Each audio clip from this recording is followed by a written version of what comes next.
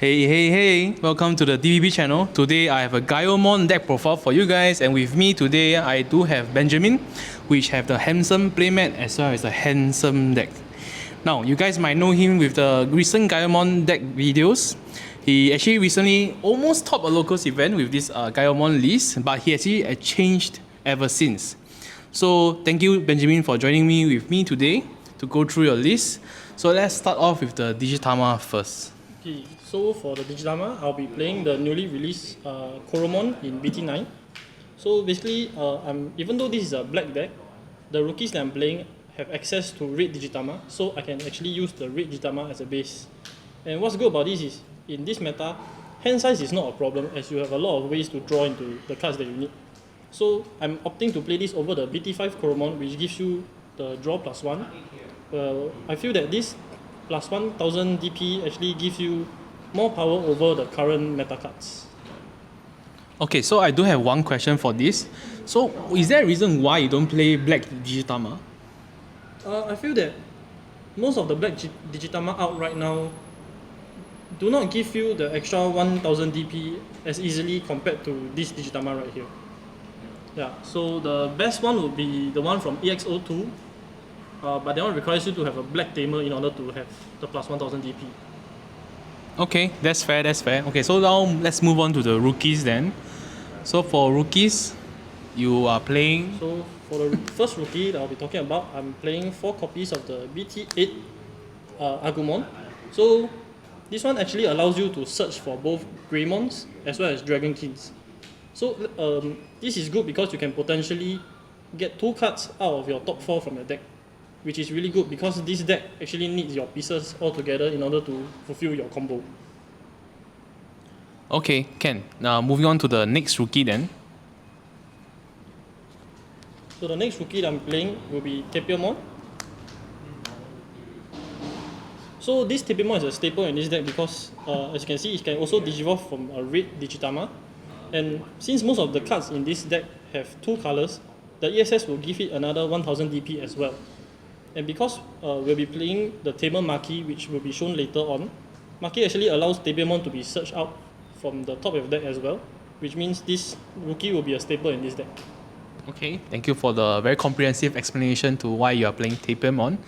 So the last one which you are playing is actually Hawkmon. So Hawkmon is a very interesting red Digimon that evolves from red and yellow, and it allows you to look at top 4 for dual color red card. So is there a reason why you actually play this over cards like Sunrisemon and even like the Chikurimons, like those cards that black really loves? As I previously mentioned before, because I'm playing the red Koromon Digitama, cards such as Sunrisemon and Chikurimon were unavailable to me when I started to build using this Digitama. And also, if you notice later on in the video, most of the cards from level 4 to 6 in this deck have actually both red and black in their colors. So actually Hawkmon would be a good searcher for those cards. Okay, yep, that's fair. Since you are playing Agumon as well, you do have 8 searches, which is plenty for a deck that really needs it. Yep. So we'll be moving on to the level 4. So for the first level 4, I'm playing the Greymon from BT8. So this Greymon is good because it can evolve from both black and red, so which is my rookies. And the ESS gives it a blocker as well when there's a red Digimon in play. And so that condition is very easily fulfilled with both the level 5s and 6 in this deck. Okay, I do have one question. So how do you feel about blockers in general in this meta currently for you?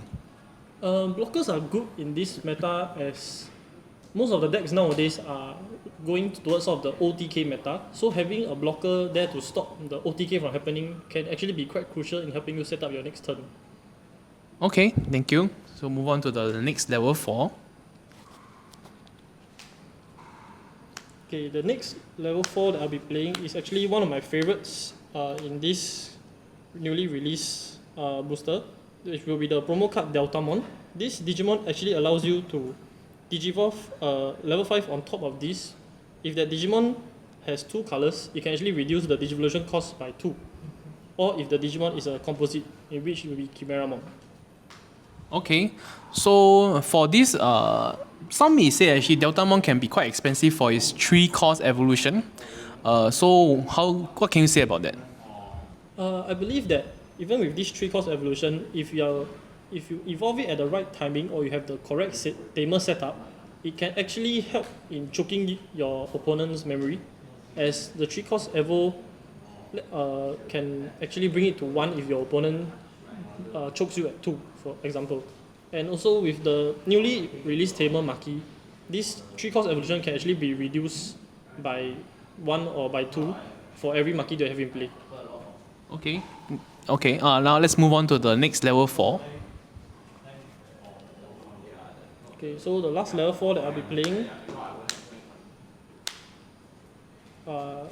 So the reason why I'm playing this Digimon is because it also has Dragon King in its trait, so it's searchable by the Agumon that was previously mentioned, as well as it has both black and red, so it can be searched out by Hawkmon as well. Okay, so I do have one question after seeing your whole level 4 lineup. There was a dual color blocker, and you mentioned previously that you say blocker is actually pretty good in this set. So why do you not play that blocker then? Okay, so I believe the blocker in question would be the Monochromon, which was released recently in BT9. For the reason I'm not playing Monochromon is because I believe I already have Greymon as a blocker to give the ESS blocker. So I choose to play this Digimon over the Monochromon is because it can be searched out by Agumon as well, so it secures my level 4 in a sense, so that I won't break the level 4. Okay, so it adds more consistency for the deck, which is very nice. Okay, now let's move on to the level 5. Okay, so the first level 5 I'll be playing is the Metal Greymon from BT8. So this card is a staple in most Black War Greymon decks because it lets you de-digivolve an opponent's Digimon, and if that Digimon actually goes to 3000 TP or lower, it can remove it from the field. So it's an easy de-digivolve plus an optional removal. Also, the ESS lets it attack the unsuspended Digimon for free if you have Dragon King in name, which in this deck obviously there will be. Okay, and given that it's 4 costs, right? I would like to mention that because of Deltamon, it makes it 2 costs, which makes it a very strong level 5 play. And especially if you do have Maki Tamers, you actually can make it 1 cost or cheaper. So the 4 costs, which used to be its nerf, now it becomes a very strong, better card, I would say, thanks to the new support. So let's move on to the new level 5. Okay, so the next level 5 that I'm playing is the new Megadramon from BT9. So this card helps in the extra tamer hit that Black War Greymon used to primarily rely on, as this card can bomb tamers with a cost of 3 and below. Additionally, this card can also be used to bomb cards such as Gaiomon, which blocks the opponent's memory. So this is actually a very nice removal to have, and once again it combos well with the Deltamon mentioned previously. Okay, then moving on to the next level 5. Lastly, the last level 5 I'm playing is Chimeramon. So Chimeramon actually functions well in this deck due to Deltamon. If you have to actually hard evolve over Deltamon, it's a 2-cost evolution. Or if you are able to flood the board with 2 level 4s, you can actually evolve it to it for free. Okay, so how do you feel that the minus DP works well for the deck? I believe it can do quite well with the Deltamon, given the Deltamon can actually can actually kill a 3k DP below Digimon. Yes, because in this deck with Chimeramon, you can easily achieve up to 3 colors, so that will be minus 3000 DP. And with those ESS in play, you can actually remove a 6k Digimon very easily.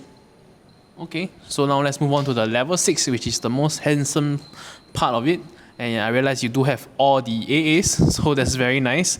So first one will be the Black War Greymon. Yes, so first will be the Black War Greymon from BT8. Since this is a Black War Greymon Gaiomon deck, so the Black War Greymon is a staple in this deck. This really helps in tamer control for decks that are really tamer reliant. So decks that can't function as well without their tamers would hate having a Black War Greymon evolve up to them and killing off the tamer before they can set up their optimal piece on the board. Okay, I'd like to actually bring out this point. There are actually a lot of versions of Black War Greymon out there. There's a promo version, which actually Digiburst 2, you can swing one more time. There's also the rare version, and there's also the secret version. So, can you just share with me why would you not consider playing those in your deck? Okay. As I mentioned before, this Black War Gaiomon has both red and black in it. So this can be easily searchable by cards like Hawkmon and the Maki Tamer that will be going on to in the next few cards. Okay, so basically the dual color of it really makes it more consistent than the rest of the other counterparts. Yes, and as well as the Tamer control. Okay, can. So let's move on to the next few cards then.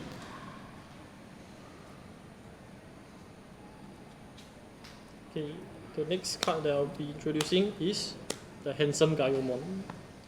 Okay, so with Gaiomon, it's a relatively cheap evo if you can actually get Black War Grade out onto the field first, because optimally you want to get rid of their Tamers and then evolve into Gaiomon to activate the D-Digivolve, and you gain Blitz if there's a red Digimon in your evolution sources as well.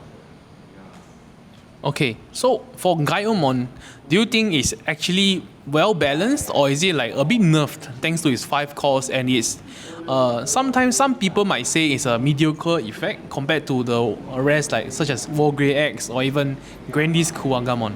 I agree that the 5 cost evolution is a bit hefty if you are not evolving over Black War Greymon underneath it.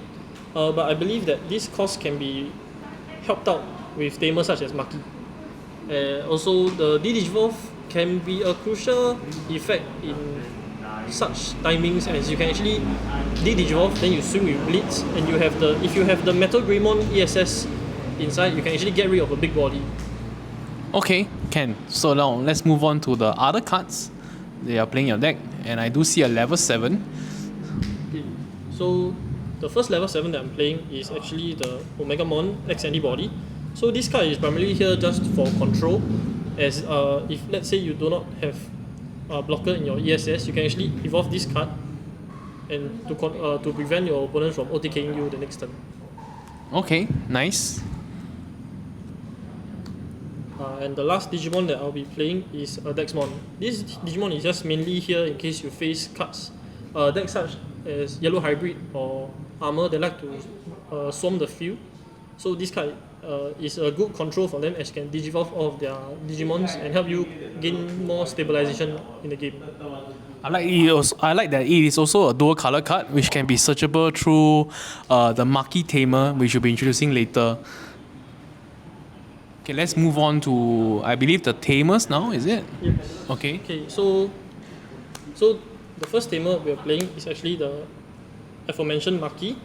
So this Tamer actually helps you search out black Digimon with dual colors. So as you can see, most of the deck is actually filled with Digimon that are dual colors with black in it. So actually Maki can search all of them out, including Dexmon. Yeah, and also Maki helps you reduce your evolution cost when you're evolving to a Digimon with black in their colors by 1. So actually, it's sort of a Nokia in a sense, but it actually helps you search out. So I would say it's a better Nokia. Yes, I do agree with that. Nokia is finally overridden thanks to Maki. Okay, so the next Tamer I'm playing is actually the Red Hero from BT8.